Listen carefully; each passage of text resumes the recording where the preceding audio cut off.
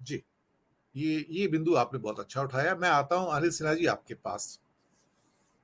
जो अधीर ने बात कही है वो बहुत अच्छी है कि अब विवशता है केजरीवाल की, कोई रास्ता नहीं है। तो राजनीति में समीकरण कब बदलते हैं पता नहीं लगता है। लेकिन जो नीतीश बाबू के सामने जिस ढंग से केजरीवाल खड़े हैं, वो फ़ोटोग्राफ भी अपने आप में बहुत कुछ कहता है एक्चुअली। और नहीं नहीं, मैं ये समझता देखिए हूँ कि इस वो पूरे परिदृश्य को आप किस रूप में देख रहे हैं अनिल सिन्हा जी? ये कर्नाटक इलेक्शंस के बाद चेंज हुआ है सारा सिचुएशन। और वो उसके बाद की स्थिति का आपको ये जो दिख रहा है, कांग्रेस की एक तो एक्सेप्टेबिलिटी बढ़ी है, जो विपक्ष के बीच में उनकी स्वीकार्यता काफी बढ़ गई है, और लोगों के बीच में भी। दूसरा हुआ ये है कि जो अरविंद केजरीवाल की पॉलिटिक्स थोड़ी सी फंस गई क्या कि उन्होंने जो उनके लोगों को जब गिरफ्तार किया गया, तो मनीष सिसोदिया तक के पहले तक भी वो नहीं उससे लड़ने के लिए तैयार थे। कर्नाटक में वो तलवार भांजने के लिए, जाने के लिए, कांग्रेस को गिराने की तैयारी कर रहे थे। लेकिन मनीष, ये जब उन पर उन हाथ डाल दिया अब ये एजेंसीज ने, तब अरविंद केजरीवाल थोड़ी दिक्कत में आ गए। दूसरा है क्या कि एक और चीज देखना चाहिए कि अरविंद केजरीवाल का ग्राफ अब बहुत गिर चुका है क्या कि देखिए उन पे भी हाथ डाला तो कुछ ज्यादा उबाल आ गया दिल्ली में, या ऐसा आम आदमी पार्टी कुछ कर पाई, ऐसा हुआ नहीं।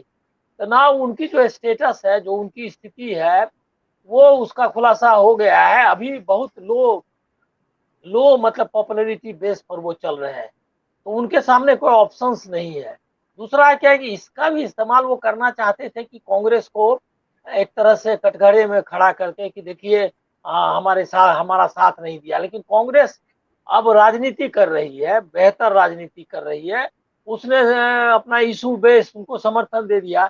इसको ऐसा नहीं मानना चाहिए कि केजरीवाल जो विपक्ष की जो पूरी राजनीति है उसमें साथ आ जाएंगे, इसकी कोई उम्मीद नहीं है। दूसरा कि ये भी नहीं समझना चाहिए कि राज्यसभा में सब विपक्ष साथ हो जाएगा, जैसा आपने कहा कि जगन मोहन रेड्डी और वो क्या कहते हैं बीजू जनता दल वाले कि नवीन पटनायक वो साथ नहीं आएंगे। इसके अलावा जो मेरा अंदेशा है कि अंतिम मोमेंट में समाजवादी पार्टी और वो क्या नाम है इसका, मायावती। ममता बनर्जी, मायावती तो करेंगी ही, ममता बनर्जी भी। वो जो 100 जो आप सोच रहे हैं कि गिरा देंगे उनके मतलब तय ये हुआ, मतलब बात ये की जा रही है कि राज्यसभा में कोई भी कानून उनका पारित नहीं होने देंगे, कुछ भी उनका।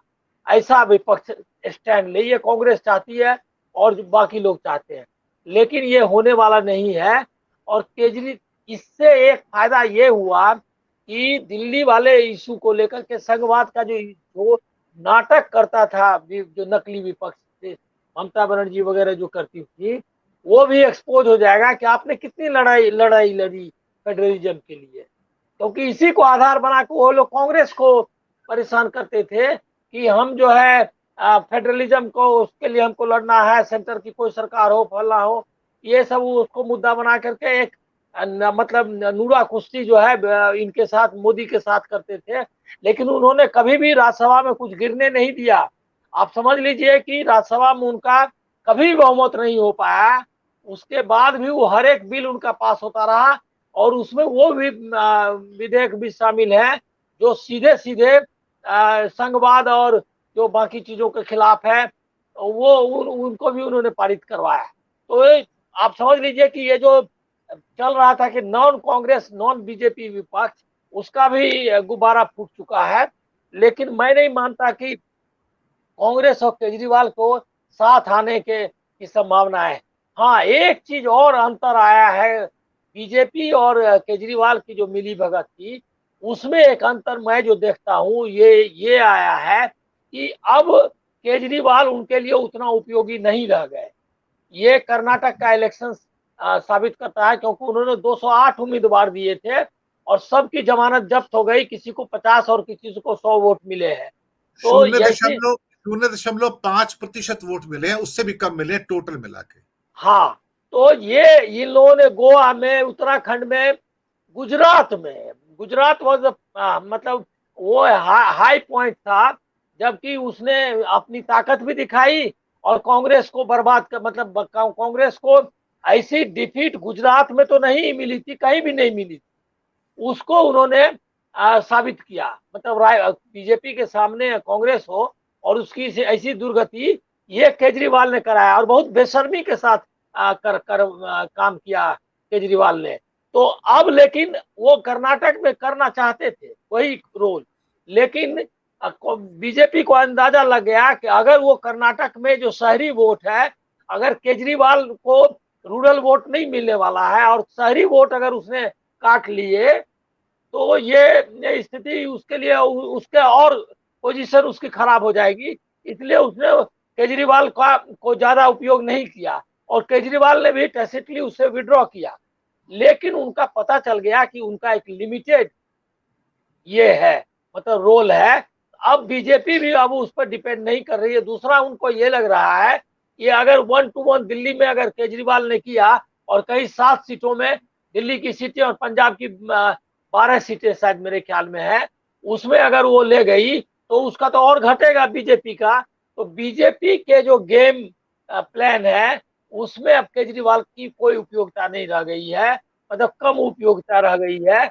इसीलिए वो इधर आ रहे हैं। लेकिन इधर भी क्या कर रहे हैं वो दिल्ली में कांग्रेस के साथ बलने के बदले महाराष्ट्र में शरद पवार से मिलना, और ये मतलब इसका भी उपयोग चाहते हैं क्या कि फिर अपने को नेशनल लेवल पर प्रोजेक्ट करे, जिसकी कोई संभावना नहीं है।